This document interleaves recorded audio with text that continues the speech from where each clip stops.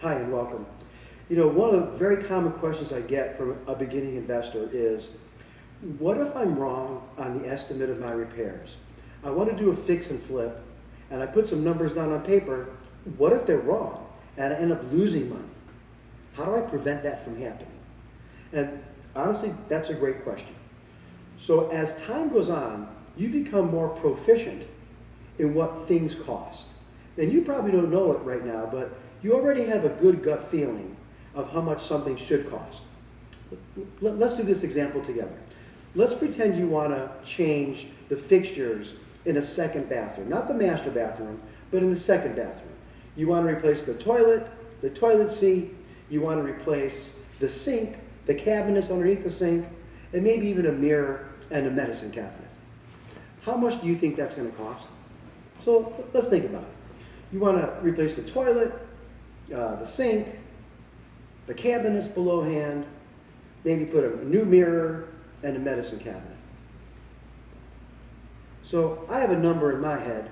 Why don't you come up with a number in your head and let's see how far apart we are. Okay? So in my head, I believe it's going to cost less than $1,000. In fact, the number I had in my head was $750 to $800. If I know you probably weren't that far off.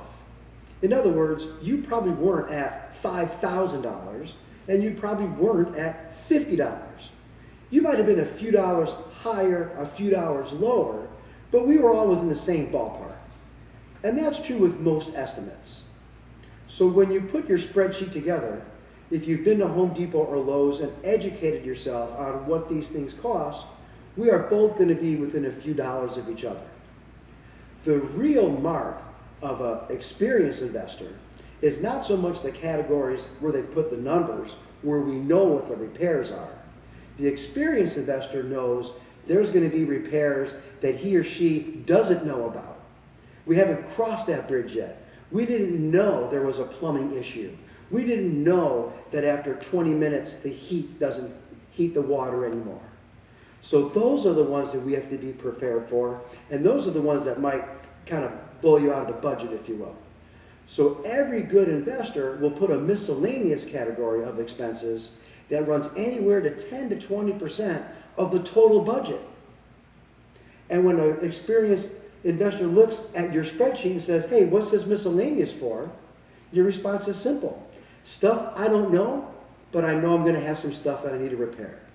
You see, that shows someone that you've thought through the process and you understand the process, and that you know not everything can be accounted for up front.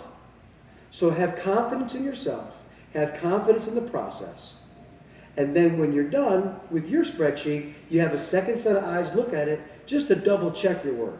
You don't want me to do the work for you, but you'd rather have me double check your work, and that gives you the confidence to move forward. Okay? I hope that helps.